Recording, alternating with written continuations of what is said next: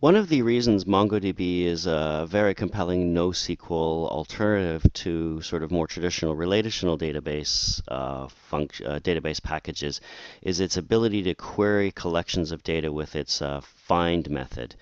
Um, Users coming from sort of more traditional SQL environments find working with Mongo and finding things in collections and sort of manipulating data to be extremely intuitive and familiar to them. And it's one of the reasons Mongo has become so popular. It's absolutely fantastic to work with. It was very, very well put together. So let's go ahead and work with the find function and play around with it and learn more about how we can fetch things from Mongo once we've put things into it. I've gone ahead here and with this and taken a look at this array of photos for the albums. I've actually sort of modified my albums. I'm going to have an Italy, an Australia, and a Toronto one. And I've gone ahead and written some code here to insert those photos into the into the photos table. And again, the unique underscore ID for each photo will be the album name or that album ID underscored with the file name or something. Then I insert them in bulk, and they get inserted like that. So to find things, I'm just going to do photos.find like that.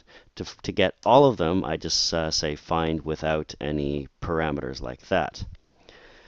The deal with find, however, is it actually doesn't execute any queries. All it does is to do the sort of legwork to set up a cursor based on the search parameters you give to it.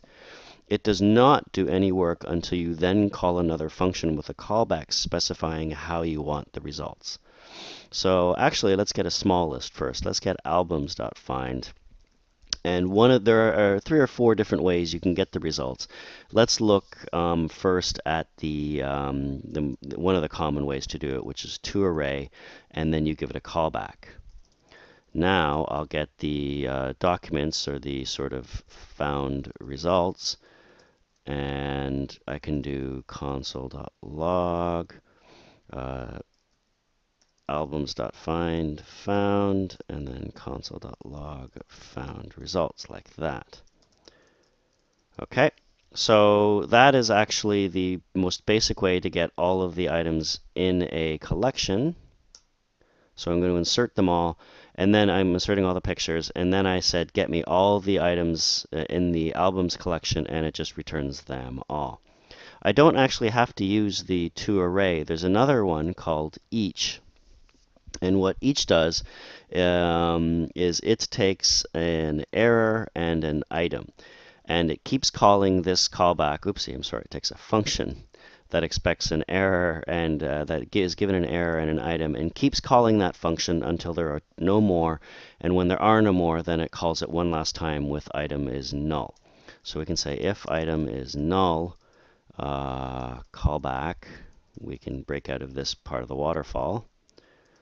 Otherwise, we can say console.log got an item, console.log, let's just print out the album name, how about that, plus item.name, like that. So then here, this function will be called, we actually don't need this anymore, and I shall reset the database. Okay. So you'll see here the each function is called one time for each item in the returned cursor, and then one last time when item is null, and then I just break out of it. Another way to get things from find is to use a method called stream, and this one's actually pretty cool. Let's not actually, sometimes I lose control of what I'm typing. Okay. The downside to toArray is it's got to create the memory to store all of the results from your query or something. And if there's thousands of matching documents, that's definitely going to cause problems and waste a lot of memory.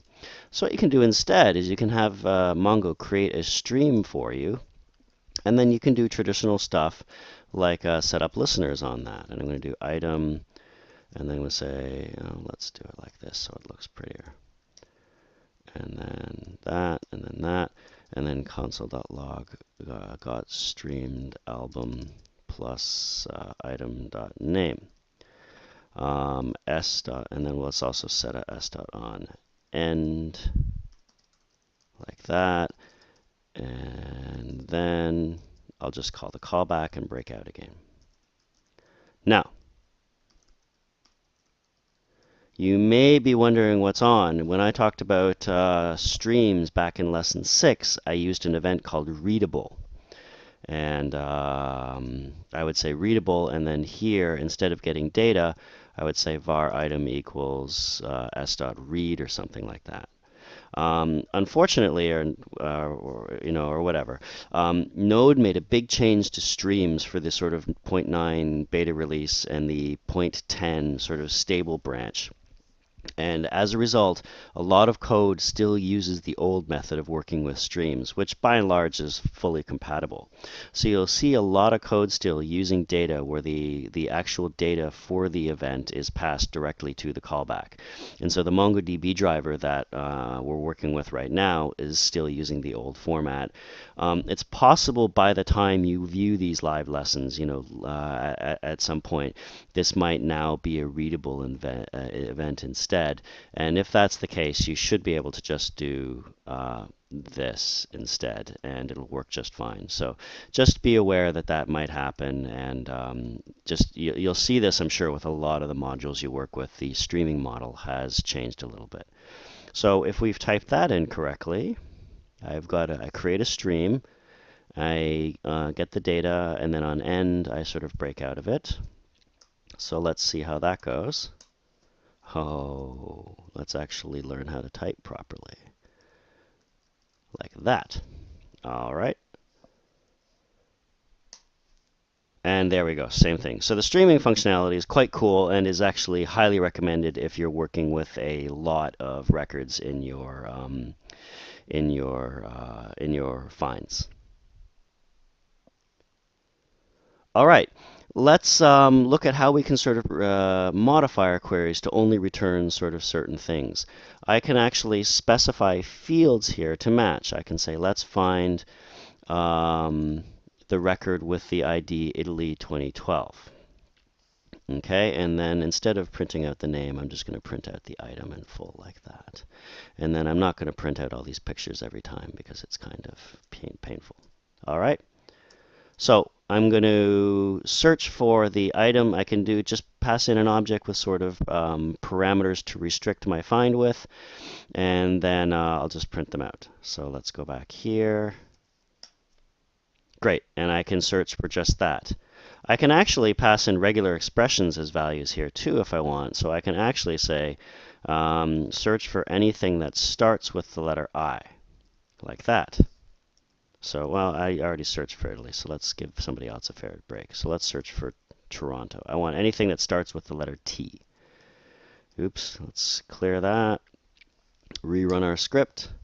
And you'll see, great, I actually did correctly find the record for Toronto. There is, in fact, a full set of sort of commands and sort of operations I can run. I can actually combine things here in this object if I want.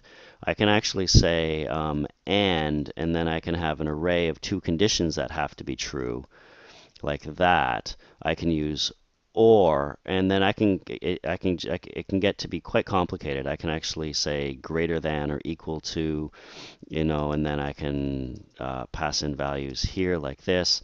Let's go to this thing here and take a look at some of these things I can pass. In addition to and or to sort of combine things, I have like not equal, greater than, less than, or equal to, in for arrays, not in. I can actually say if the array matches and things like that. So I actually have quite a powerful query language here. So coming back to this, let's just come back to this. So for example, let's say I want to find all of the albums that start with an I or a T. I can say or, and then I want to say name starts with an I, or name starts with a, how do I do that? There we go, T. Let's give Australia a fair break. Let's do A instead. Then that closes out the array, that closes out the thing, and then I can call stream like that. And hopefully we typed that all in correctly. Hey, look at that. We got a Italy and Australia like that. All right. So again, I have a very, very powerful query language and sort of the ability to search for exactly what I'm looking for. And it's again here on the documentation pages here, there's tons more information. And even here on the left, there's a link here to a querying page, which has tons more examples and tons more information on how exactly you can run queries in MongoDB. So I do recommend looking through it because it's there's a lot of good information there. All right, so I can further refine my searches. Let's actually change my search to go to photos.